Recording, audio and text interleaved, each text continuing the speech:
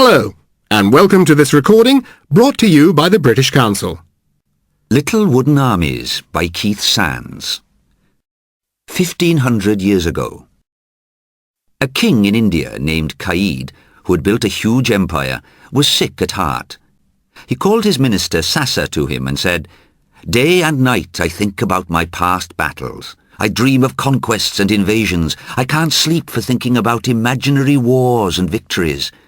But I have no more enemies, and it is a sin to make war without cause.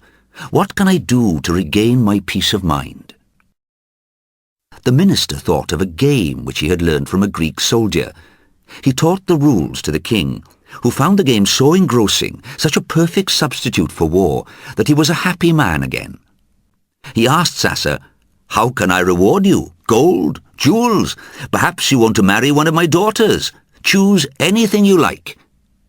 But Sasa said, "Take a grain of rice and place it on the first square of the board. Put 2 grains on the second square. Keep going, doubling the number of grains each time until you have covered all the 64 squares on the board." At first they laughed at Sasa for his modesty and simplicity.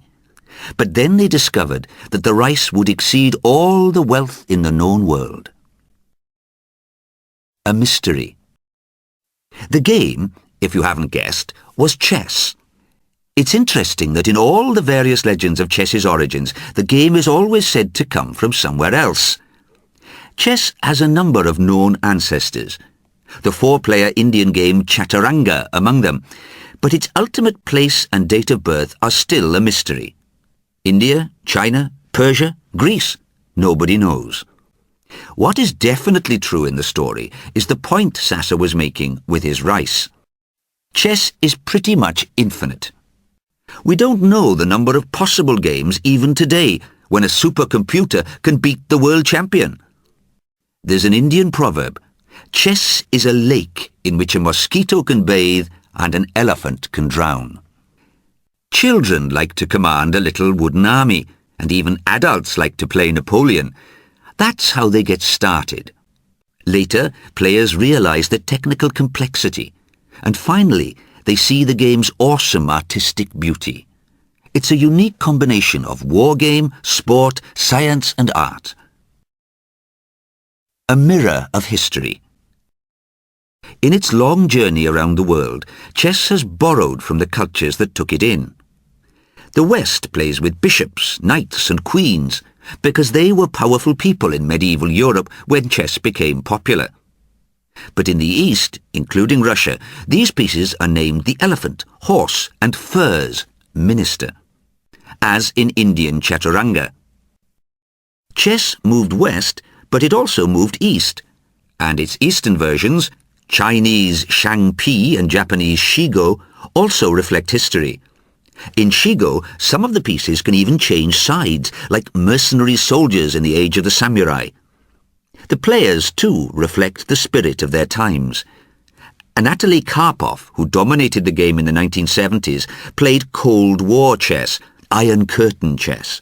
He was slow and defensive, but almost impossible to beat. Garry Kasparov took the title from him in 1985, on the eve of great changes in the USSR. He played Gorbachev chess, Perestroika chess, radical solutions to problems and risky moves with unpredictable results. His style was like a breath of fresh air. An extreme sport? In my passion for chess, I'm in good company. Charlemagne, King Henry II, Napoleon, Tolstoy, Rousseau, Nabokov and Che Guevara. Chess players all. The French artist Marcel Duchamp took his obsession further. He took 3 years off from art to become a chess master and played for France in the Chess Olympiad. He was prouder of his chess mastery than all his artistic achievements. With all these kings, artists and writers playing chess, you might get the idea that chess is the ultimate civilized pursuit, but you'd be wrong. A Scandinavian manuscript, 900 years old, tells of how one player who lost a game picked up the board and smashed his opponent on the head with it. Boards were made of stone in those days. Ouch! Grandmasters have called it a blood sport, like a fight to the death with broken bottles, and very dangerous, you have to kill people. If you agree with the old saying that life is too short for chess, play blitz chess. 5 minutes on the clock. Non-players think chess is slow and boring, but blitz is a high adrenaline sport, and as aggressive as any martial art.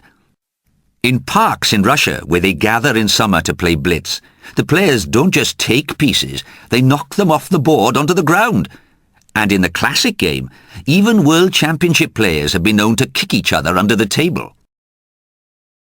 From the boxing ring to the chessboard. With all this aggression and the stories of nervous breakdowns among chess players, it's worth remembering that chess can heal as well as harm. My own favourite chess story is that of John Healy. His autobiography, The Grass Arena, was made into a great film by the BBC. Healy was a failed boxer who became the most serious kind of alcoholic. He became homeless. The bottle nearly killed him. But in prison, he discovered chess and managed to give up drinking completely. He became a successful chess player, journalist and writer. Healy is played in the film by the British actor Mark Rylance. It's the performance of a lifetime. Chess makes surprisingly good cinema. There is a moving scene where Healy tries to find the words to describe how his life has changed. It's like boxing again, but not with fists, with the mind. King Caid, fighting his imaginary battles, would surely have recognized him.